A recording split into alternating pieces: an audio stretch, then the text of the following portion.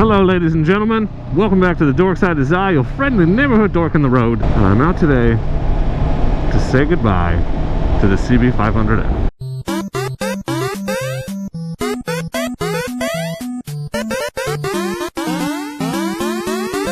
She's been a great bike, fantastic bike to start on. I've had a great 2 years riding this motorcycle. But as you may know by now, if you've seen my other video, I recently acquired a Versus 650, and it is time to say farewell to the 500 because I don't need to have two bikes, or three bikes. I don't need two street bikes, and it'd make my wife a lot more comfortable if I got this one sold. So it's time to say goodbye to her, but I had to do a few things before I could sell her. One of which was I had a very slow leak in the rear tire. And so honestly I left it up on the rear stand over the winter, well, over like December, January of the winter, and then I tried to patch it a few weeks ago. That didn't go so well. Actually, it went okay. The patch was good. The guy at the motorcycle shop I took it to said it looked good, but I didn't get it patched all the way. Something to do with wires from inside the tire were sticking out alongside the patch and causing it to still leak just a little. And so the guy at the shop looked at the tire, said there was less than 1,000 miles left on it, and so I just got a replacement. So there's a new Shinko tire on the back of this bike. One of the purposes of this ride is to go out and just take it real easy and scrub that tire in, heat it up before I put this bike on Craigslist and potentially let people test ride it. I want to make sure it's safe and that the tire's not super slippery or anything for them.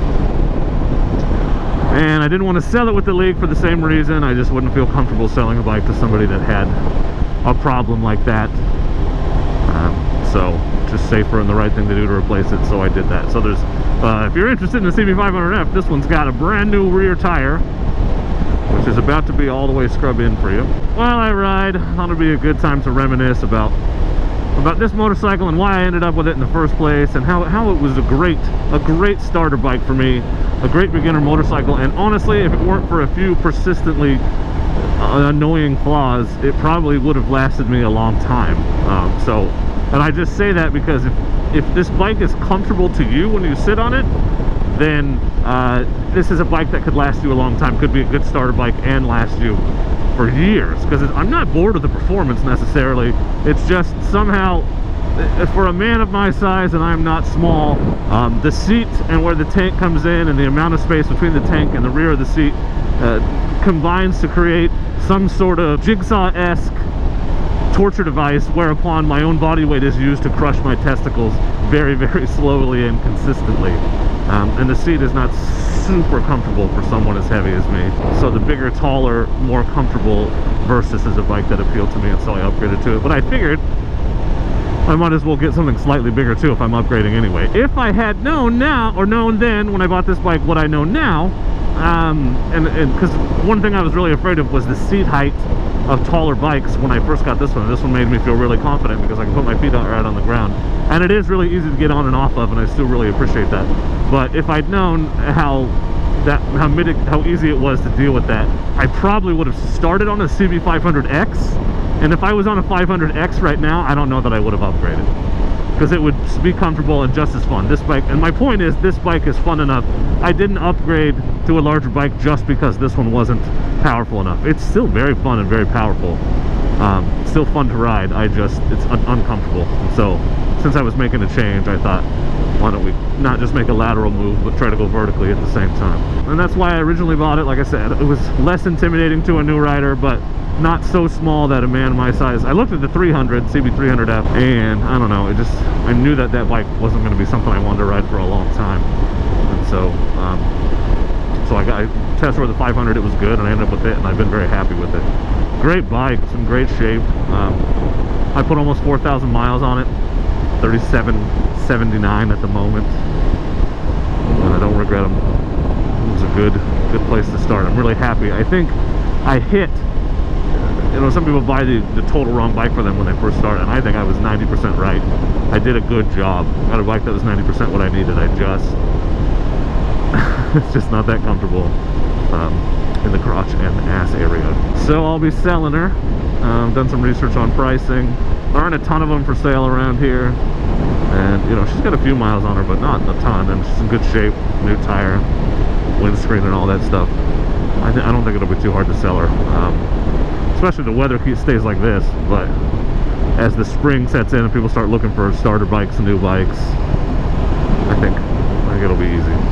So I'm not happy to see her go, but it's necessary, and frankly I don't have room in my garage for 3 bikes. It's a little cramped, so yeah, CB500F. Ripley is her name, like from Alien, and I'll be really sad to see Ripley go. She never let me down, never I don't know, always enough power that I wanted, but never intimidating. A few times I did dumb shit, like got too excited and gave it too much gas before I let the clutch out or anything, but that's the thing, it wasn't so powerful that those kinds of mistakes were catastrophic, and in fact fairly manageable. The butthole pucker and heart rate quicken, but not catastrophic. Drop it. I mean, I have dropped her the one time at that stop sign, if you remember from the video, aptly titled "I dropped my CB500F." But never while riding, never on the road, never had really a close call. I've had a couple times when the tire slid and stuff, but on gravel. But you know, you're paying attention and you're ready for it. It's not catastrophic. The riding position, and I don't know if I noticed. I didn't know the difference, I don't think, but having ridden the Versys quite a bit and then riding this, I am way more lean forward than I ever thought I was on this bike. I always thought I was sitting pretty upright, but because of where the bars are, I'm definitely down in front. My weight, it's harder to, I have to remind myself more often to keep my weight off of the bars.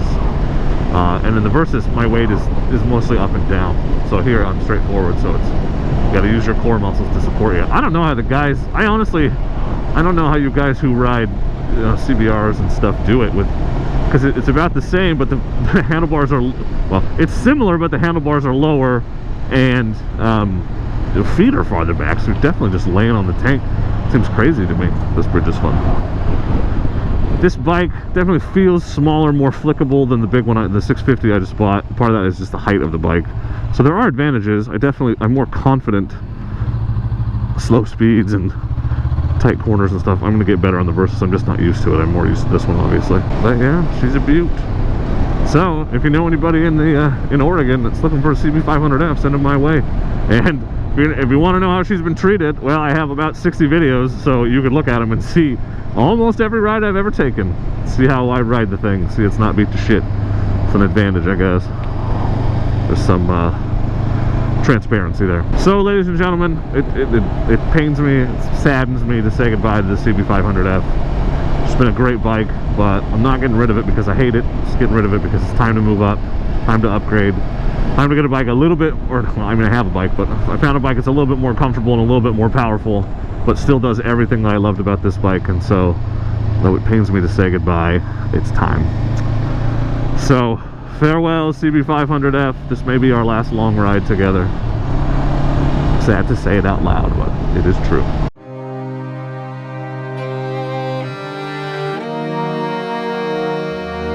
So if you have any questions about my CB500F, please feel free to leave them in the comments. Don't forget to like, subscribe if you haven't. And as always, do not forget to be excellent to each other. Oh, thank you.